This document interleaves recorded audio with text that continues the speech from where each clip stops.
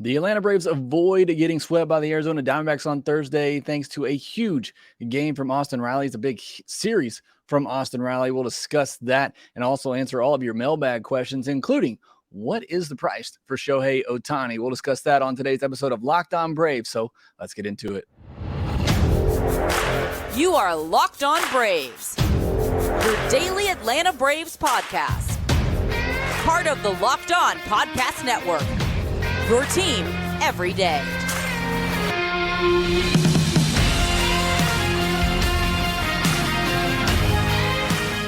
Hey, and welcome back to Locked On Braves, part of Locked On Sports Atlanta, where we cover your favorite Atlanta sports teams each and every day. I am your host, Jake Mastriani, and you can follow me on Twitter at shortstopball. Also, make sure you check out my written work over at bravestoday.com. Make sure you follow the podcast on Twitter at LockedOn_Braves. Send in any questions, comments, or feedback that you have for the podcast. I'll be answering all of your mailbag questions today that were submitted on Twitter. We'll do that on today's Mailbag Friday episode. If you're watching on YouTube, hit that subscribe button. Also, hit that thumbs up button on this video to help support this show, this podcast. Thank you so much for all support that you give me, making Locked On Braves your first listen of each and every day. On today's episode, we'll briefly touch on the Diamondbacks series and Thursday's game, a wild game. Braves come back to win it and avoid the sweep, but mostly be answering your mailbag questions, which a wide range of questions on today's episode. We'll be covering all of that, but talking about trade, talking about Spencer Strider, what to do with Kyle Wright, Michael Soroka in the rotation. We'll discuss all of that. But I want to briefly touch on the Diamondbacks series and a wild series that it was. You want to hear more in-depth, review of each game. Make sure that you check out the postcast with me and Grant McCauley. You can get the video version of it over on Locked On Sports Atlanta on YouTube, or you get the audio version of it in the Locked On Braves podcast feed. But what a wild series. I mean, the first game, 16-13 loss for the Braves. That one, strictly the Braves were, the errors cost them that one for sure. Second game, Braves just got beat. The offense didn't show up. They had 4 hits, all extra base hits, but nothing in between there. And a couple of, ill-timed walks for Charlie Morton that led to some runs, a bunch of 2-out runs for the Diamondbacks. Braves just lost game 2. In game 3, Spencer Strider was dominating. I mean, it was one of those times earlier in the game, which happens a lot with Spencer Strider, where I'm thinking, okay, is this the game he's going to strike out 20? Because I feel like he's going to do it or come really close to it at some point. Maybe he already has with his 16 strikeout performance last year, but you get those feelings sometimes with Spencer Strider when he's in the zone where you think, okay, maybe he's going to hit the 20 strikeout mark. And it certainly felt like it in this one early on. I mean, just breezing through 6 innings, and Zach Gallen as well. Although the Braves had a lot of hard contact against Zach Gallen, they just weren't having much luck with batted balls. But, he had a perfect game going through 5 innings. So this was a pitcher's duel like many thought it would be, with Strider and Gallen on the mound. And then I don't know what happened in the 6th inning. Arcia gets a solo home run off Gallen to break up the perfect game, give the Braves the lead. And at that point, I thought, okay, 1 run might be good enough with the way that Spencer Strider's pitching today. If he can give the Braves some length, go into the 6th, 7th, 8th inning maybe, and with the way that he was going, it felt like that might be enough.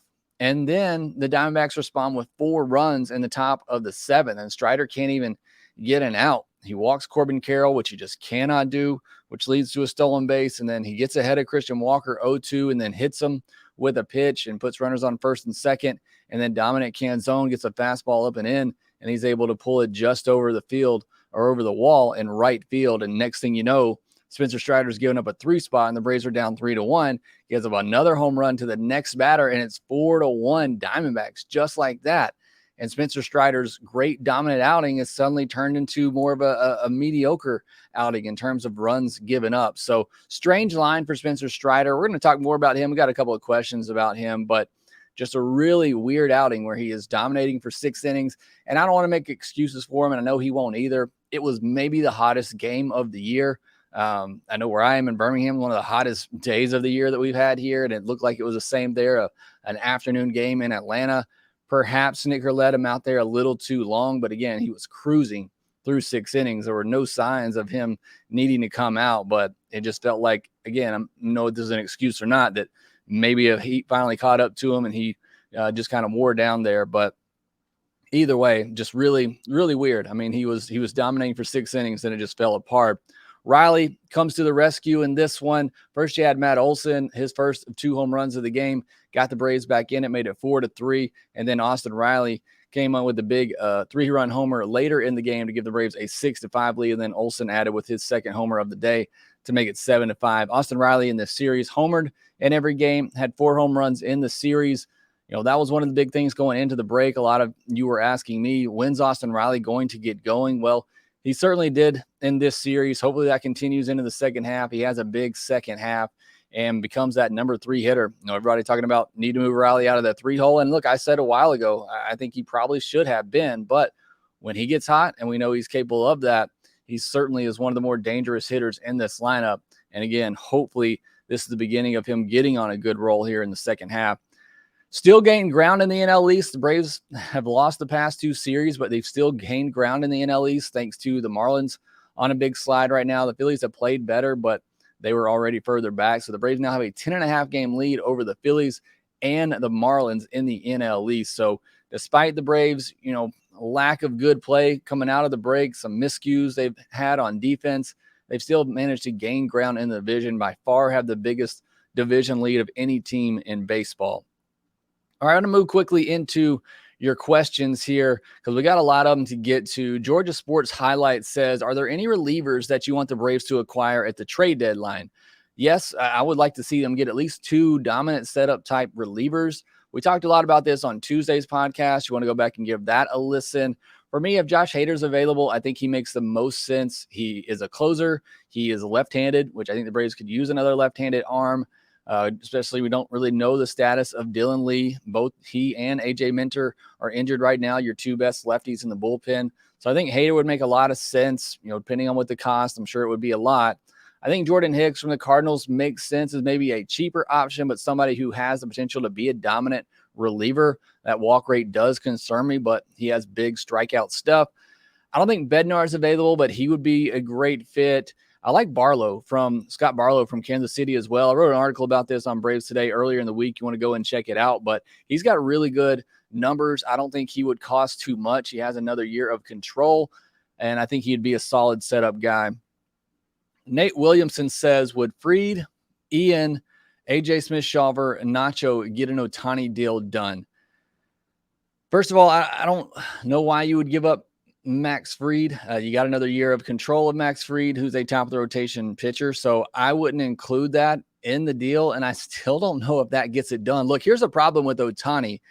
How do you value somebody who is one of the best hitters in the game and is one of the best pitchers in the game? You're essentially trading for 2 players, and both of those players are Cy Young MVP type candidate players. How do you value that? How do you quantify that if you're the Angels perspective? I know it's just a rental, so I guess the asking price can't be too high, but I don't know how you put a value on somebody who is essentially 2 players, and both of those players are MVP Cy Young caliber. It's just something we've never seen before. So I don't know what the price is for that. Even for just 2 months of that, I would imagine it's still a pretty huge price, but I still don't think that package gets it done. And well, first of all, I wouldn't put Fried in that package. That doesn't make sense to me from a Braves perspective. But just looking at certain prospects, if you put in the Braves, top 5 prospects, you put in AJ Smith-Shawver, Owen Murphy, J.R. Ritchie. You want to put in Ignacio Alvarez, Cole Phillips, Spencer Swellenbach, whoever you want to. I don't know how you quantify the value of Shohei Ohtani. But it'll be interesting to see if he gets moved. I know the Angels just swept the Yankees, so they've given themselves a little bit of hope, but certainly going to be a big talking point here at the deadline. I don't think the Braves have a prospect package that would get Ohtani. Wanted to make that point clear. You would have to trade from the major league roster, which I guess is why you put Max Fried in there. Maybe if you think you're not going to get him back, but I don't understand that from the Angels perspective because you're doing a rebuild. Why would you trade for a guy who only has 1 more year of control unless you thought you were going to be able to sign Max Fried? But again, I don't know that putting Fried in the deal makes sense. I think if the Angels were going to do that, they'd probably want like a Michael Harris. They'd want a young player with a lot of years of control still left. So Again, I think it'll be a tough matchup for the Braves. I definitely don't see it happening, but I don't see the Braves having the right pieces to get a deal done like that. Jesse Cy Young Chavez says, what is Strider doing wrong to cause him falling apart at times? This is a simple answer, but it's fastball command. And I think hitters are also starting to sell out for the fastball a little bit more. Still doesn't make it that much easier to hit, but it seems like, and I liked what he did a lot in the game yesterday early on. He started going to the slider early in counts to get hitters off that fastball, because too many times this year, I've seen him go into the fastball early in counts and hitters trying to ambush that and just guess fastball, and they've been able to square it up a couple of times. So I love the fact that it's hard to work backward. You only got two pitches. You're either getting a fastball or a slider, but I like the idea of going with the slider to start off at bat sometimes, getting hitters off that fastball, because while it is still upper 90s, it has a lot of run. If you're not locating it, you're keeping it, belt or thigh level, it's going to get hit pretty hard. And we've seen that happen too much for Spencer Strider this year. His four-seam fastball has a -1 run value this year, as opposed to last year, it was a +20 run value pitch for him. So the fastball just overall hasn't been nearly as effective. Batters are hitting .262 against his fastball this year with a .457 expected slugging percentage. Last year, those numbers were .201 and .336. So they're having a lot more success off his fastball this season. They're also getting it in the air more, leading to more home runs. He's allowed 16 home runs this year compared to 7 last year, and that was in 15 more innings last year. He gave up that many fewer home runs. So for me, it's all about fastball command, being able to get it up in the zone, being able to get hitters to come off that fastball by using that slider early in counts. Again, when he's going great, he doesn't need the changeup. You even look at yesterday's outing, and maybe he should have mixed it in a little bit more in that 7th inning, but he was so dominant. He only threw 4 changeups in Thursday's game. He was so dominant with just a fastball and slider. He didn't really need the changeup, but I think maybe you do have to start incorporating it a little bit more to get hitters off that fastball, because again, if hitters know a fastball is coming, even one as good as Spencer Strider's, and they're sitting on it and they're cheating to it, they're going to be able to get to it. And I think we've just seen that happen a little too often this year compared to last season. And when it's happened, it's usually been for a lot of damage. Again, a lot more home runs this season. Cavs Buckeye says, I'm including guys at very different stages of development here, which definitely makes this tough to answer. But how would you rank the futures of Ambiorz Taveras, Nacho Alvarez, Luis Guanipa, and Vaughn Grissom? So it's a great question here. Maybe should have saved this one for Miners Monday. But just looking in terms of upside, and, it's always going to be, you're always going to be more excited about the guys you haven't really seen. We've seen Vaughn Grissom. We've seen a little bit of Nacho Alvarez. We've now seen a little bit of Ambiorz Taveras, but I would still probably put Luis Guanipa at the top of this list, just, and I haven't even really seen him with my eyes yet. But again, it's just what you can kind of speculate and dream on with a kid who has, 5-tool potential. I'd probably go Nacho Alvarez second on this list, just because I think the hit tool is going to be there, the plate discipline.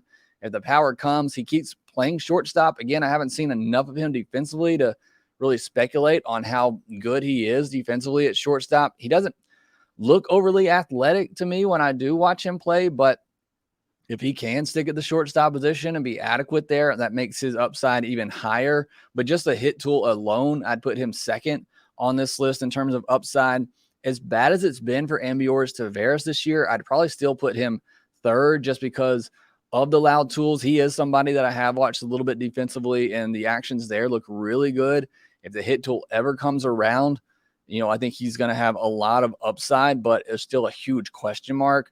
I hate to put Vaughn Grissom fourth on this list, because I do love Vaughn Grissom. I think the hit tool is really loud, but he doesn't have a defensive home right now at the moment that you can, clearly, definitively say he can play here, and he can play here at an above average level. But I'd put him fourth. And again, I think this is partly because we've seen him a little bit at the higher levels, so we kind of have a better idea of what he looks like, and you can more so dream on those guys you haven't seen yet. Is probably why my bias has shifted a little bit with some of these guys, but I am really excited to see Luis Guanipa. I hope we get to see him in Augusta at some point this year. If not, really looking forward to seeing that next year. Ambior's Taveras, been a rough year for him offensively, but again, the tools are there if he can put things together at the plate. And you know how much I love Nacho Alvarez. So I don't want this to be a knock on Von Grissom, who I've said all along, I hope the Braves can keep in the system because I think he's valuable and I think that bat will play. But in terms of just pure upside and talent, I think the other three guys mentioned here have more upside to them to be, everyday players, potential all-star type level players. Got a lot more questions to get to. May not get to all of them today, including some about Michael Soroka, Kyle Wright. What is the plan for those two guys? We'll discuss that next. For a championship team, it's all about making sure every player is a perfect fit. It's the same when it comes to your vehicle. Every part needs to fit just right. So the next time your parts need accessories, head to eBay Motors. With eBay Guaranteed Fit, you can be sure every part fits just right the first time around. I am not making this the perfect read for eBay. I apologize, but just add your ride to my garage and look for the green check to know the part will fit or your money back. Because just like in sports, confidence is the name of the game when you shop on eBay Motors. And with over 122 million parts to choose from, you'll be back in the game in no time. After all, it's easy to bring home a win when the right parts are guaranteed. Get the right parts, the right fit, and the right prices on ebaymotors.com. Let's ride eBay Guaranteed Fit, only available to U.S. customers. Eligible items only. Exclusions apply. Braves hit the road this weekend to face the NL Central leading Milwaukee Brewers starting on Friday night at 8:10 p.m. Eastern. Catch every pitch of the Braves hometown broadcast with SiriusXM on the SXM app. Search Braves. All right, getting back into our questions here. Lars says, how will they roll with Elder? How long will they roll with Elder if he doesn't turn it around? How quickly we are turning on Bryce Elder here after having a 21-22 game stretch where he went at least 5 innings and was really good in all of them. And now he's had a couple of clunkers here and we're trying to boost him out of the rotation. I think that's a little unfair for Bryce Elder, but at the same time, who are you going to replace him with? And the rotation right now is already banged up enough. It's at the point where Alan Winans, no disrespect to him, he certainly has earned this opportunity, but we're going to Alan Winans because Jared Schuster has proved ineffective. Dylan Dodd has proved ineffective. A.J. Smith-Shawvert's had some issues since getting sit back down. Colby Allard's injured. Obviously, Max Fried, Kyle Wright is injured.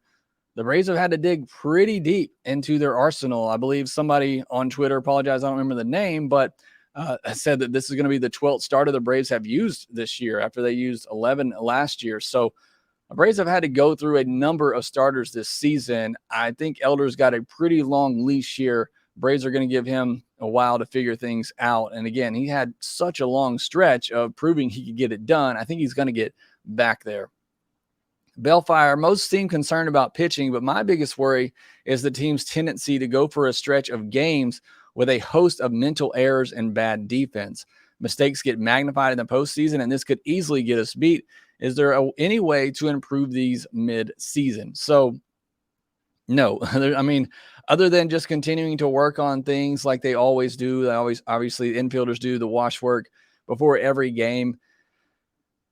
There's no real way to, just drastically improve things defensively mid-season because that would take player upgrades. And the Braves ranked 22nd in Major League Baseball and outs above average -10. It's not the perfect stat, but it does kind of give you an idea of where the Braves rank as a team defensively. You look at fielding run value, only Sean Murphy, Michael Harris, and Orlando Arcia are positives, which is great because when you look at defense, you typically look at up the middle defense is where you want to be strong, and the Braves are there. They're strong at catcher, they're strong at shortstop, they're strong at center field. And Ozzie Albies has gotten better as the season has gone along. He's a -1 fielding run value. So is Ron Acuna Jr. Riley is actually at a 0. So again, there are solid, there are solid pieces there. There are solid defenders, but I think they've gotten better as the season has gone along. They made a lot of mistakes early, especially in that month of May where it was just, mediocre baseball, kind of like what they've been playing since the All-Star break. There were a lot of those lapses defensively. During this hot stretch they've been on, maybe they haven't been magnified as much because the offense has been so good, but The defense does worry me a little bit. And even as good as Arcia has been, I worry about his lack of range at times. He's made a couple of mistakes here lately. So, again, it does worry me some. And you just hope that the offense can kind of overcome that. You look at Eddie Rosario the other day, all the errors he made in left field, and then he came out and hit a home run. Didn't make up for all the errors he made in that game, but that's just the way this team is kind of built. You kind of have to live with some of the deficiencies on defense because the players are so good on offense that it's ultimately going to overcome some of those miscues. But no, I agree with you. I think that is something that maybe worries me the most, especially if the rotation gets completely healthy. Then I would say one of the weaknesses is the Braves defense going into a postseason series. So just got to hope that they can get better, that hopefully as the games intensify, that their focus intensity level takes a notch up as well. But I am a little bit worried about the Braves defensively. Big Dog Fan 73, do you see Kyle Wright or Soroka moving to the pen for the stretch run? I don't for the stretch run. I think if those guys are healthy, then they're in the rotation. I can maybe see them doing it with Soroka if they wanted to limit his innings a little bit. I could maybe see them doing that like they did the other day after the All-Star break. They brought him in for a relief appearance there, but I just don't see that. I don't see that as a real fix for the bullpen necessarily. There's already a lot of bullpen arms out there that I think are solid, can get the job done. I don't think Soroka or Wright would necessarily be an upgrade over that. Again, I would only see it, and you already have options with Soroka. So if you wanted to continue to give him an opportunity to work things out as a starter and Wright comes back, I could see them just sending him back down to AAA, to continue to start there and get his legs back under him. In the postseason, I could more so see either of them being included on a postseason roster as those long reliever type guys. Somebody leaves early. Hopefully it doesn't happen again, but if Charlie Morton breaks a leg in the second, third inning, whatever, I could see them having a Kyle Wright or Michael Soroka on the roster to come in and kind of bridge that gap. Or if somebody just doesn't have it, Bryce Elder starts a game and you can just see early on he doesn't have it. Those sinkers not working, or the ball's in play or finding holes, then maybe you do switch to a Wright or a Soroka to cover those innings. So I can more so see it on a postseason roster than I can for the stretch run of the regular season. Bellfire, assuming everyone is healthy aside from Kyle Wright, who's your current playoff starting 3 and 4 in your current daily lineup? So right now, assuming everybody's healthy, essentially assuming Max Fried is healthy. I know you said aside from Kyle Wright, so we're assuming no Kyle Wright here. For me, it's still Fried and Strider as your clear 1 and 2, whatever order you want to put them in. I still have Charlie Morton as a clear number 3 starter, but just because of his dominant type stuff. And I still have Bryce Elder as my number 4 right now that I would go to in a postseason series, assuming Kyle Wright is not healthy. If Kyle Wright comes back in September, proves he's healthy, proves he's the Kyle Wright from last year, then I could see putting him in that 4 spot over Bryce Elder. But again, we're assuming Kyle Wright's not back, so I still would have Elder in that 4th spot in the rotation. As far as the lineup goes, I wouldn't deviate too much from what it is now. I'd still go Ronnie, Ozzie, Riley, Olsen, Murphy. That's your clear top 5 for a postseason roster.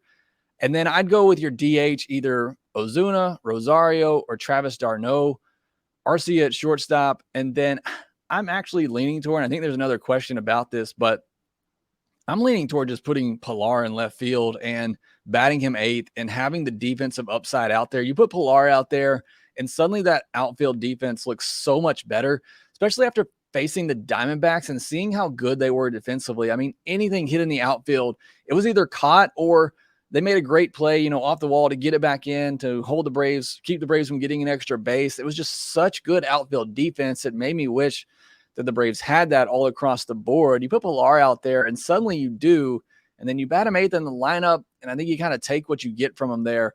And then I like having Michael Harris in that 9 spot just because I love having him and Ronnie back-to-back in the order. So that probably would be my lineup right now. Cavs Buckeye says, with Ozuna having cooled off a bit, could you envision a playoff lineup that has Pilar in left field, Eddie and Travis splitting the DH load, and Ozuna available as a bench bat? Other reason this makes sense is you want Murphy and his arm catching as much as possible in October. So this is kind of what I was alluding to a second ago. Yes, I'm starting to lean more towards just starting Kevin Pillar in left field, having the defense, maybe even at the deadline, you trade for an outfielder that, is much better defensively in left field and maybe a little bit better bat than Pillar, although he's been, pretty solid when he's gotten opportunities, especially against lefties. So I'm already kind of leaning towards that idea of just putting Pillar in left field and then platooning the DH spot with Ozuna, Rosario, and in the postseason, maybe even just putting Travis d'Arnaud in there because, like you said, I think in the postseason, I think you got to catch Murphy every day. It's such a big difference when Murphy is back there opposed to TDA. Teams are just going to run on Travis all day long. So I think Murphy has to catch every game in the postseason, which would then make sense to use Travis d'Arnaud in the DH. I just don't think you can leave that bat on the bench in the postseason like that.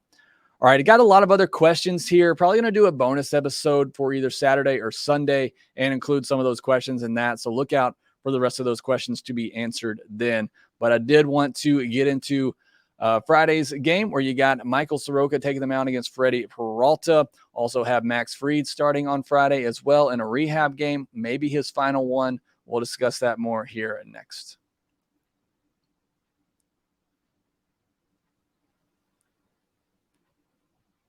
Max Fried was scheduled to start in Gwinnett on Thursday, but that game got rained out, so he will likely be starting one of the games on Friday. And then after that, we could see his next start with the Atlanta Braves. They have a couple of off days next week, but the plan was for Max Fried to throw 60, 70 pitches, hopefully get through 5 innings in this rehab start. If he does that, I can't imagine, and he looks good and feels good, I can't imagine his next start wouldn't come in Atlanta, especially with the way the rotation is right now and them needing to fill a spot. So be on the lookout for that on Friday, Max Fried's next rehab start. They've already said that Alan Winans will be called up to start the game on Saturday. Really excited for him. He has done everything he possibly can do at AAA this year to show he deserves an opportunity. So really happy for him and looking forward to that start.